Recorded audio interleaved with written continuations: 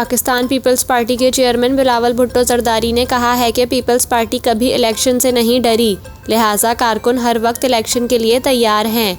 Chairman Peoples Party Bilawal Bhutto Zardari ने सक्खर में SIUT complex का इफ्तिताह किया और इस मौके पर तकरीब से खिताब में कहा कि पीपल्स पार्टी इलेक्शन के लिए तैयार है।